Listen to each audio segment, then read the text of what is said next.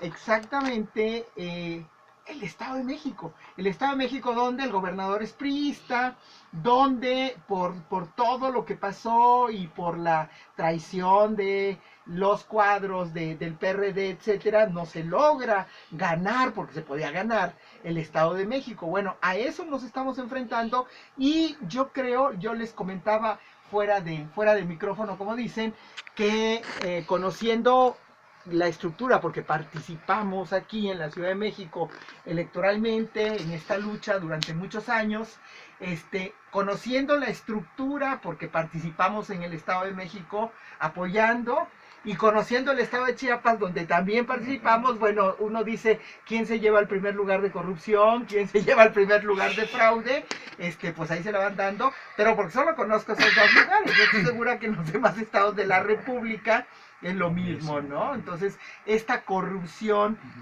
terriblemente metida hasta las raíces en el Estado de México. Entonces, pues sería bueno que platicáramos en general, ¿no? Benjamín, ¿sí? Bueno, pues,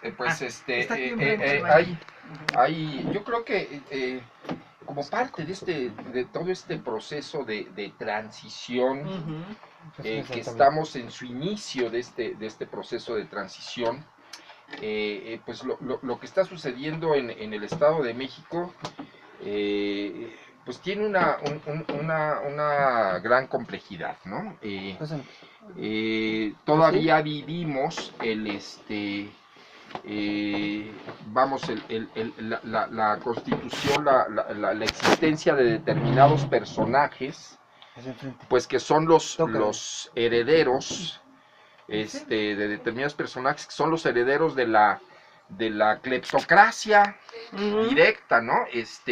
Al fin y al cabo de cuentas, el gobernador actual, que realmente en el 2017 no ganó sino por un auténtico fraude, ¿no?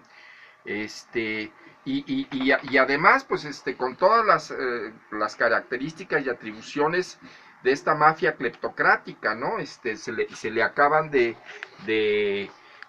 hace unos cuantas semanas o meses de descubrir cuentas en paraísos fiscales, digo, todo un personaje.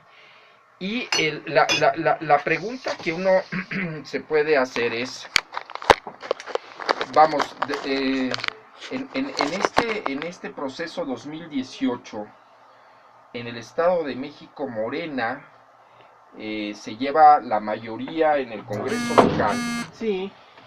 Y se lleva la mayoría, y miren que es el estado con más población y por lo tanto con mayor número de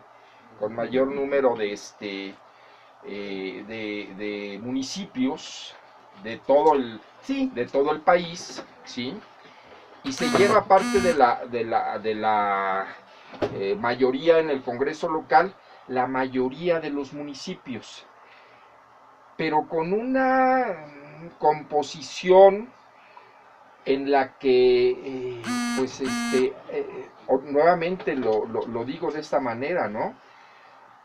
Hay compañeros que llegan, hay personajes que llegan a las presidencias, sí, claro, como candidatos con las siglas de Morena, pero que realmente habría que analizar, yo creo que a fondo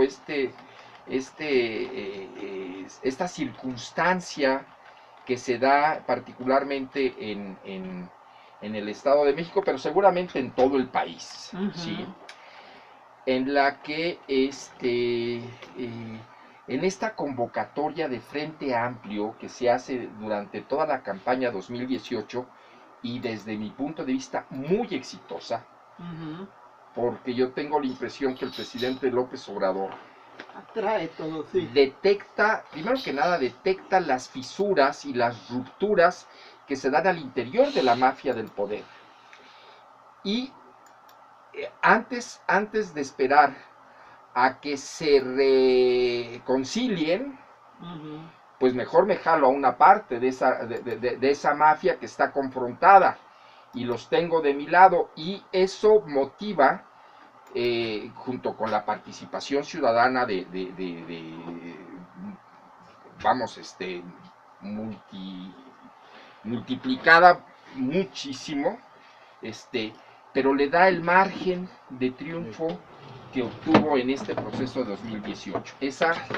Esa gran composición de la sociedad en la que hay personajes tan disímbolos como, por ejemplo, el compañero Gerardo Fernández Noroña, u otros muchos compañeros que estaban en la lucha en el Estado de México. Digo, me refiero a Gerardo Fernández Noroña porque él es tlanepantlense,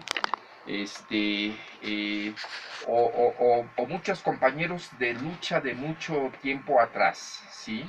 Vamos, es inacabable la lista, pero también llegan personajes pues que están en el otro espectro ideológico, como es el caso de Manuel Espino, por ejemplo, y Patricia Durán, de rancia abolengo panista, sí. o gente bueno, como Ruth Olvera. Es en el último periodo, en la última, ¿no? Bueno, porque durante antes fue todo para el gobernador, proceso. pero antes fue para la elección para el gobernador, antes. Porque Bueno, sí. Bueno, en ese proceso, digo, sí, me estoy refiriendo a la campaña 2018. Sí. En la campaña 2017 para la gobernatura del Estado de México, pues vamos, o sea, con la maestra Delfina como candidata de Morena, no, pues es un hecho que hubo digo, el margen con el que el Instituto Electoral del Estado de México le da, entre comillas, el triunfo a Alfredo del Mazo Maza, sí, primo distinguido del cleptócrata mayor, Enrique Peña Nieto. Pues el Instituto Electoral del Estado de México, en un verdadero descaro, verdadero cochinero, como lo fue también la manera en el que el IFE en 2006 declaró que tanto el Consejo Coordinador Empresarial como Vicente Fox habían delinquido, habían faltado a la ley, pero que fue poquito, ¿no? Entonces, la verdad de las cosas es que nuestras sacrosantas instituciones que la derecha todavía sigue defendiendo como si hubieran sido la octava maravilla del mundo, pues a través de los medios, a una parte de la población cada vez menos, afortunadamente, la fueron envolviendo en que, bueno, pues las sacrosantas instituciones que crearon para corromper, para delinquir, pues llegó un momento en que están empezando a ser desenmascaradas. Porque... No, llegó un momento en que la población ya no dio ese mecanismo mediático de salvaguardar esas instituciones para que hicieran y dijeran lo que se les daba la gana, ¿no? A mí me parece, bueno, que todavía nos falta un poquito, porque nos gana con fraude y lo que tú quieras, porque nos consta, pues. Pero para mí me parece que es muy importante el fenómeno del Estado de México. El fenómeno del Estado de México que resume el control político, haya sido como haya sido, y que lo conocemos y que lo hemos vivido, y a ver, me gustaría tu opinión, Benjamín.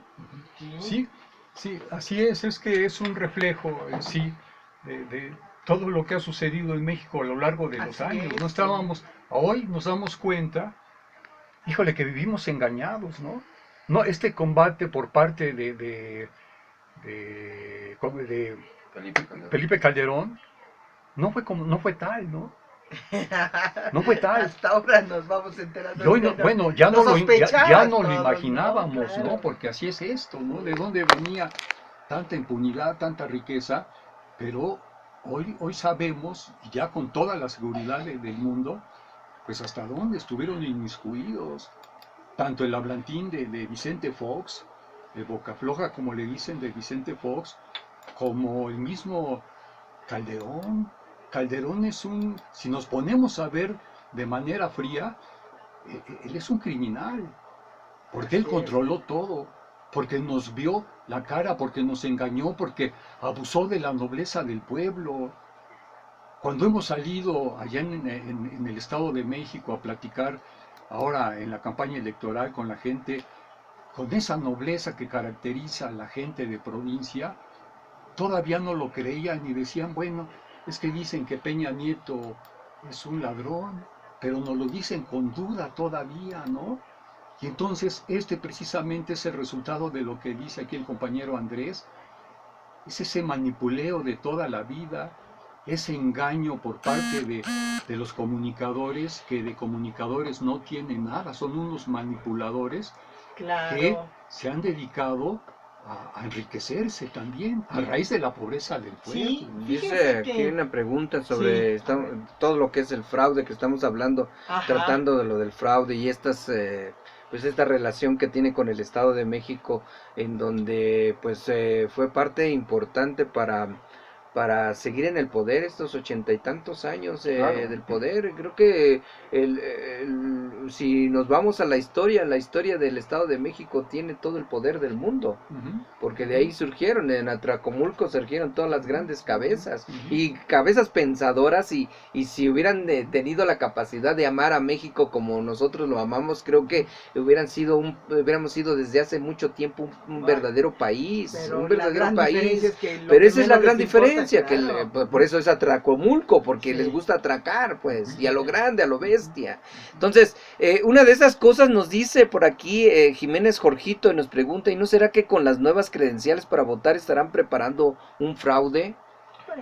Yo creo que, bueno, a mí me parece que ya a estas alturas de que estamos aquí, yo creo que no va por ahí un fraude, pues, sino lo más importante es la participación, como dices tú, informada, consciente de la gente. Es decir, yo creo, uno de los momentos, Benjamín, Andrés, uno de los momentos para mí, así, históricos, y que luego no se le da mucha importancia, aunque hay un libro especial sobre el fraude en el Estado de México, de Bernardo Barranco, que hay que sacarlo aquí porque es el libro de cabecera, no se debe olvidar, ¿no? Se debe olvidar, que nosotras participábamos en ese momento en el Estado de México, brigadeando, formando comités, llamando a votar, y que él era realmente, bueno, ya la palabra escandalosa es poquita, para la forma en que operaba el fraude electoral en el Estado de México. Es decir, en el colmo de que mandaban a pintar todas las casas de la gente que iba a votar del mismo color, un rojo espantoso, que a cada gente le daban un dinerito, que a los que eran nuestros representantes de casilla y se llegaban a enterar los del PRI, entonces les daban el doble de dinero para que se cambiaran de Morena y se fueran con ellos, sí, que no era Morena en ese momento, pues salimos como PT, ¿no? En el 2012. Éramos Morena Asociación Civil todavía pero en el 2012. Del PT. Salimos con el registro del PT, con las siglas del PT, siglas, sí, así es. Entonces, y nos tocó ver a nosotros la cantidad de dinero, la cantidad de amenazas, la cantidad de todo con el fraude. Hubo, y por ahí vamos a mandar la nota, te la vamos a mandar Cuasi para la página ahí de la Cuasi Resistencia y tu página, les vamos a mandar a Expo Fraude del 2012. ¿Se acuerdan que nos pusimos en el Zócalo? Así es. Y que el Estado de México, también Coahuila, también todos, pues, pero el Estado Estado de México fue un gran era lidero. una cuestión donde se demostraba, incluso se traían bultos de todo lo que mandaban a regalar, sí, y precisamente tú por ahí lo dices. Entonces yo creo, mi querido Benjamín, que bueno, esto es algo que nuestros compañeros, compañeras, nuestros carnalitos no deben olvidar, porque estamos dando una gran lucha y nuestro presidente, encabezando este movimiento, está dando una gran lucha por un gobierno que logramos vencer a pesar de los fraudes, ¿no? Sí, menciono en mi libro precisamente todo lo que se está dando ahora, cosas que no se hubieran dado de no haber llegado Morena. No llega Andrés Manuel con las fuerzas, sí. Así es. Algo de ello, por ejemplo, es estos perdones que se están otorgando, ¿no? 50 años después. Me estoy enterando ahorita de esta gente el show que montaron también para la detención Vallarta, de la francesa aquella. A eso me refiero cuando hablo de que vivimos burlados, engañados todo este tiempo. Muy bien, yo considero que en parte es por la manipulación. Yo considero también, como hoy se está viendo, que todo esto no fue más que algo creado con el propósito de meternos miedo, de tenernos. Sabemos que el miedo ya convertido en terror, paraliza. Y así nos tienen, así nos tuvieron, paralizados, ¿no? Con el Jesús en la boca cuando salíamos algún familiar o uno de nosotros salíamos de la casa, salíamos con el Jesús en la boca si es que íbamos a volver a la casa. Pero esto era con el propósito, por un lado, así lo creo yo, de meternos ese miedo, de tenernos apaciguados, pero también con toda la alevosía, con toda la perversidad que puede traer un gobierno, el recurrir a algo que no estábamos acostumbrados nosotros a ver y que de repente se encargan de meter en fotografías en primera plana todos estos medios, de tal manera de meternos a algo que nosotros desconocíamos, como eran los descuartizamientos. Y todo esto nos causa miedo y todo esto permite que se hiciera lo que finalmente se hizo. Y todo lo que se hizo fue, como siervos, pero no de México, siervos de otra nación, estar trabajando para el extranjero, pero también para los bolsillos, como ahorita lo estamos viendo con a ver, aquí nuestro compañero Andrés. ¿No? Sí, bueno, es todo lo que está compartiendo el compañero Benjamín es interesante, de alguna manera está muy bien explicado y ejemplificado en la obra de esta señora Naomi Klein, algo así. Naomi Klein. Naomi Klein, la teoría del shock como mecanismo de operación de control social, ¿no? Y uno de esos aspectos que vivimos fue,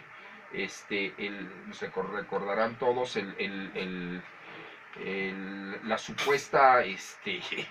la supuesta fiebre aviar o fiebre en la que pretendieron encerrarnos a todos en nuestras propias, la influenza, ¿no? Que pretendieron encerrarnos a todos en nuestras propias casas para evitar el supuesto contagio, ¿no?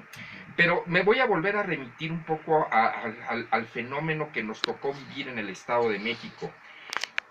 Acordémonos que desde el profesor Carlos Jan González, que bueno, pues acuñó frases indelebles para la historia de la política cleptocrática mexicana, ¿no? Eso de que un político pobre es un pobre político. Ajá. De alguna manera, se fue trasladando de la revolución de 1917 a la revolución en la que terminó ese proceso, precisamente cuando cayó en las manos de estos personajes del Estado de México la dirección del partido, del PRI, ¿sí? y de todo el sistema, y de alguna manera pues todavía estamos padeciendo la reverberancia,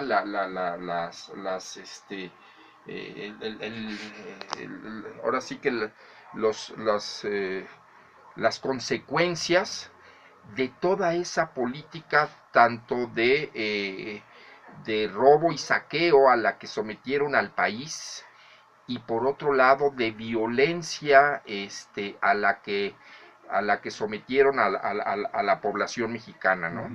El caso de Atenco es particularmente sensible.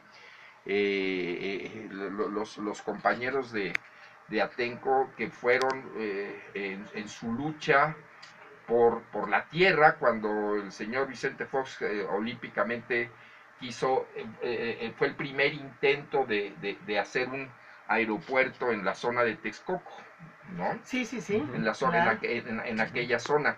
Entonces, las luchas en el Estado de México han sido dolorosas, han sido sangrientas.